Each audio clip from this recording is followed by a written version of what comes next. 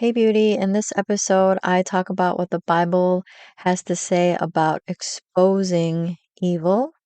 Before we get into the show, if you are looking for natural health solutions, check out my free guide. It's called Holistically Healthy Woman: 4 Steps to Move Away from Modern Medicine for Christians.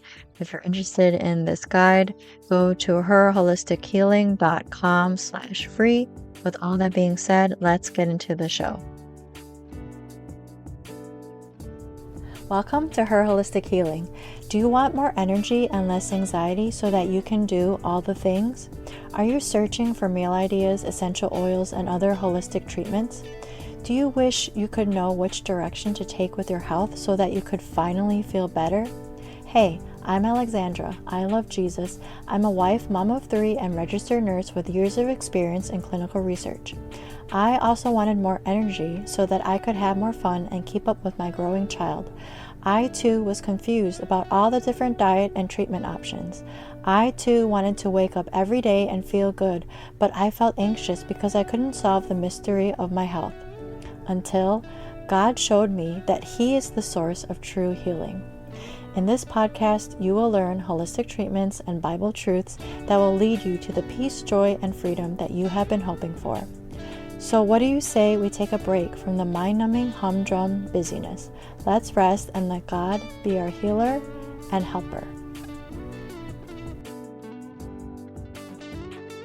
Ephesians 5:11. Take no part in the unfruitful works of darkness, but instead expose them.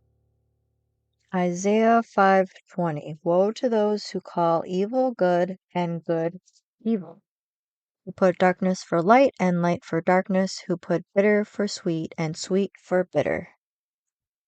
Before I released my book, I was talking to a friend about what I should call it. I ended up calling it Discover God's Health Wisdom: Exposing 8 Common Myths That Keep You Sick.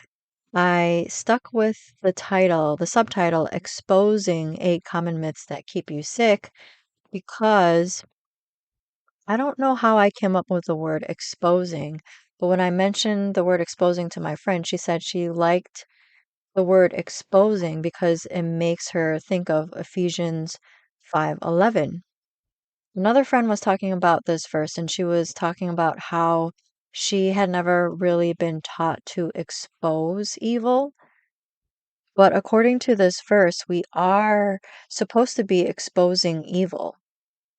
And I think this is so important today, especially for our kids, because our kids are being taught so many lies about identity, about gender identity, about males and females, about what is good and what is bad. Just like I was reading in Isaiah 5:20, woe to those who call evil good and good evil, who put darkness for light and light for darkness. That's exactly what's going on today. We are called to speak the truth. We are called to love one another, to love everyone.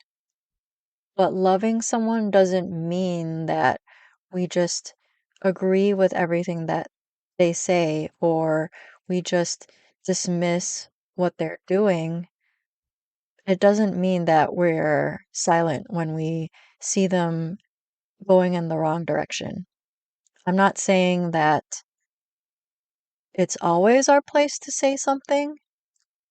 We are called to be kind. Love is patient, love is kind.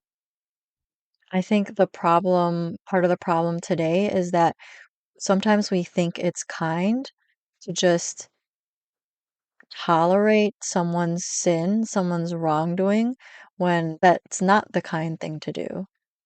As Ephesians 5:11 says, we are to expose the unfruitful works of darkness. We shouldn't be rude about it. We shouldn't be self-righteous or obnoxious. At the end of the day, sometimes we are not being loving or kind if we are silent. One of the myths in my book says this: if the treatment didn't harm someone else, it won't harm me either. In my book, I talk about how I was prescribed something for my morning sickness with my first child. It was later found that the drug was not as safe in pregnancy as was previously expected. I write about how my friend's aunt took the COVID vaccine and she had a really bad reaction. She didn't want to take the second dosage, and she ended up dying from the second COVID vaccine. It was actually written on her death certificate. In a previous episode, I had on Becca Yon, who talks about the really dangerous side effects of birth control pills, which are basically prescribed as candy to people. She talks about how it's a carcinogen, how it's a hormone disruptor, how it messes with your head, how it can cause depression, infertility. There are so many drugs, so many treatments that are unsafe, and these side effects are actually written on the label. And yet, like the doctor who prescribed a drug for me when I was pregnant, who said to me that the the benefits outweigh the risks. There are a lot of people in the medical field, a lot of messages from the government, messages from different people telling us to take these treatments when they know of the side effects, or sometimes they don't know of the side effects. So much is hidden from us because our media is in bed with the pharmaceutical companies and the insurance companies. There's so much censorship going on. There's also this idea, this is another health myth from my book: I can sit back and let the medical system take care of me. There's this idea that the government will take care of us, or the medical system will take care of us. There's this expectation of us to see our practitioners as authority over our own bodies. But unfortunately, the system is very flawed.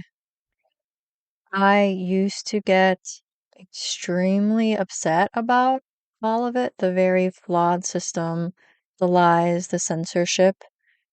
That's another reason why I started this podcast, though.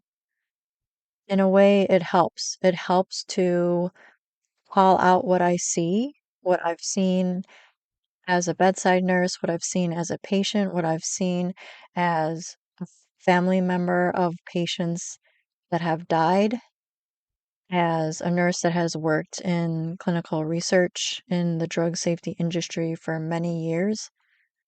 There are a lot of people that don't see, that maybe don't want to see, but as you are listening to me speak right now, I am trying to do my part to expose what I see, the evil and the corruption that I see. The truth is, there's no shortage of corruption, of inadequate, flawed systems in our culture, right? So I hope that you will be encouraged to also expose evil that you see. I hope that you will speak the truth in love. I hope that we won't be obnoxious or rude about it, but that we will speak the truth in love. I know that every little conversation or action can make a difference. And I know now more than ever then that prayer can make a difference. So I hope that this episode encouraged you to also do your part, whether it be doing your part through prayer or through having a conversation with someone, or even just listening to someone. Listening to someone can deepen a relationship with someone else And when we build those relationships, perhaps one day those people will want to hear our point of view as well. Thanks for listening today. If you liked what you heard, will you leave me a review on Apple Podcasts? And if you want to connect with me, join me in my free community. The link is in the show notes, or go to herholistichealing.com. Matthew 11. Come to me, all who labor and are heavy laden, and I will give you rest. Take my yoke upon you and learn from me, for I am gentle and lowly in heart, and you will find rest for your souls. For yoke is easy and my burden is light.